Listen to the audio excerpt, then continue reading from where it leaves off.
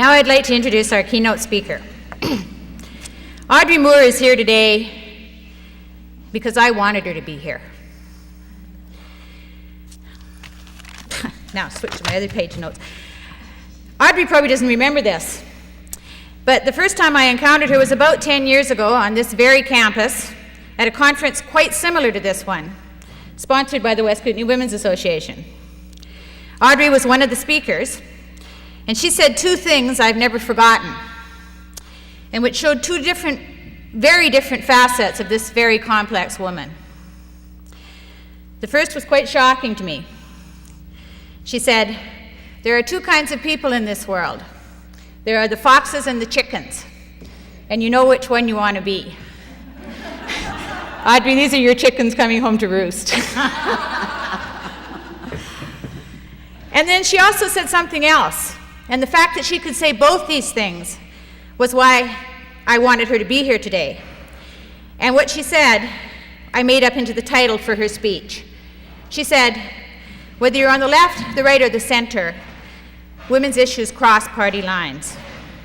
It didn't matter where women sat in the house. When you were in the coffee clutches, when it came to things that mattered to women, there was agreement. They could talk to each other.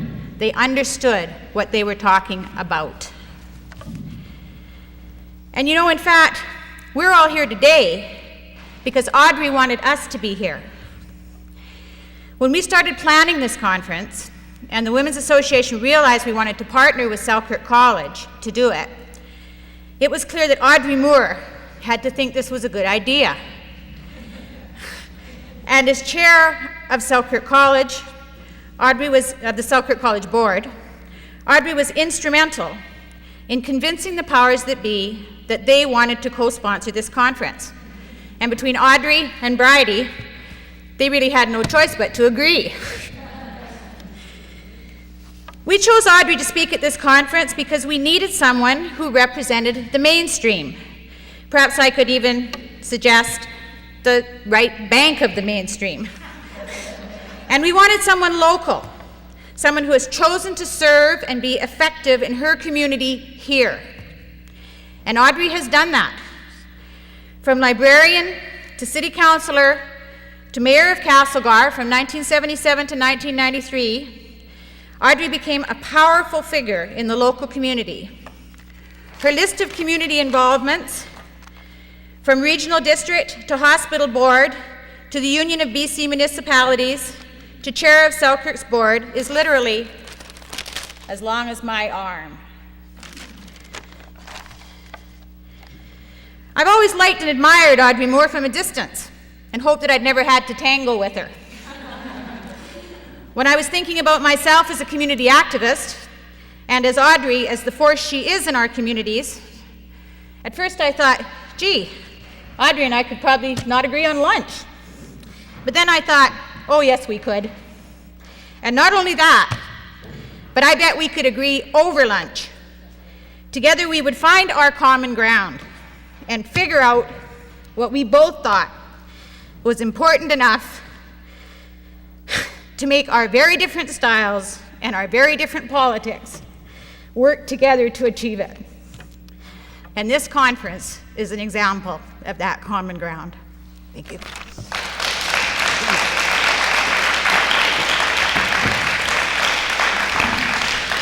Well, thank you very much, Mo, and I'd like to thank all of you for being here. I'm not sure, Mo, when I have been so well introduced. I hope I don't disappoint you all. But before I begin, I have a couple of announcements to make, and one is that in 1999, Selkirk College will be offering a women's studies program.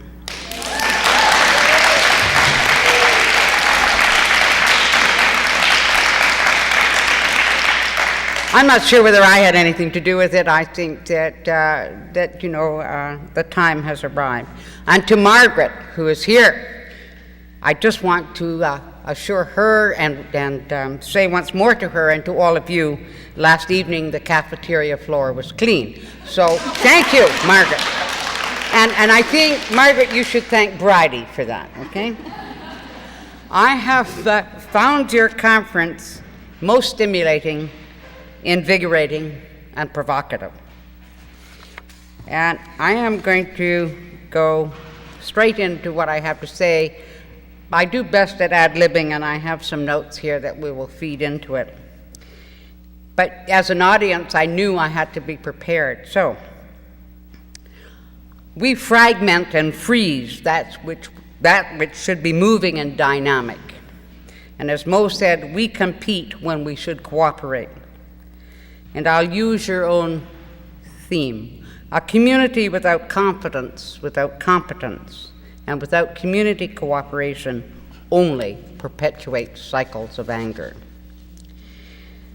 Let me quote to you a bit from a Women's World report.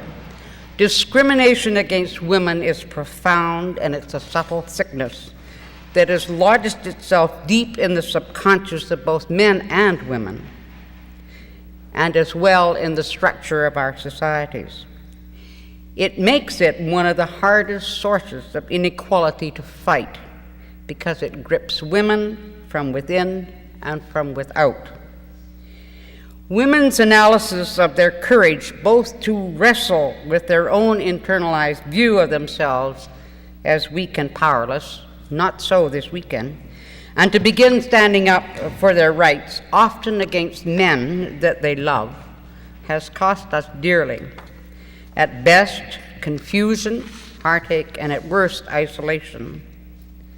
But nevertheless, it has put women's concerns and inequalities squarely before the world and squarely before this conference this weekend.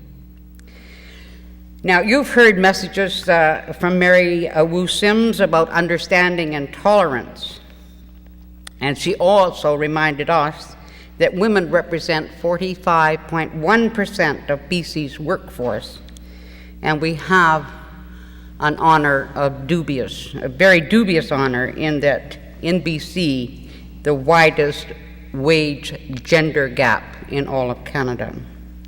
So there's still much to do.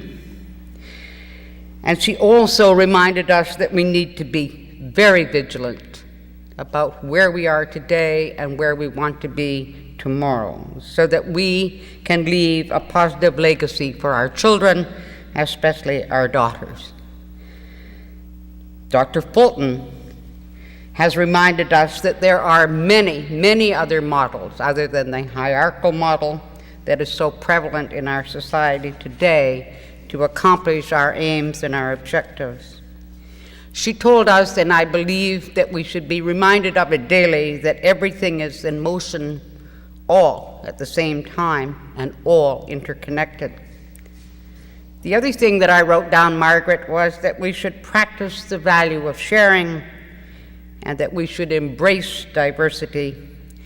And if women counted, our work would be given monetary value when the wealth of our country was added up so that all of us could see it.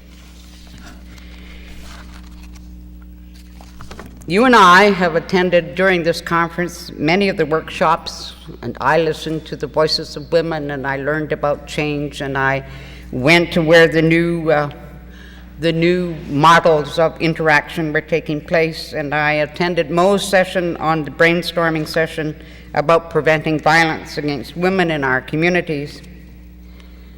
And I would expect that you're full of ideas and information.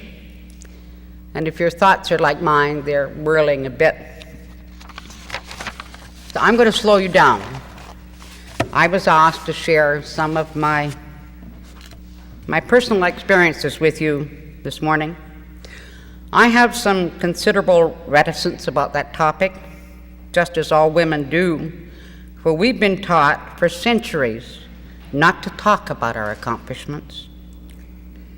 I will try, with your help, to overcome my apprehension in the next 30 or so minutes with the hope that we will all be on time for lunch. Some things you really should know about me, besides what all the things that Moe has said. I'm not sure that's me at all. That's some of the things I became involved in.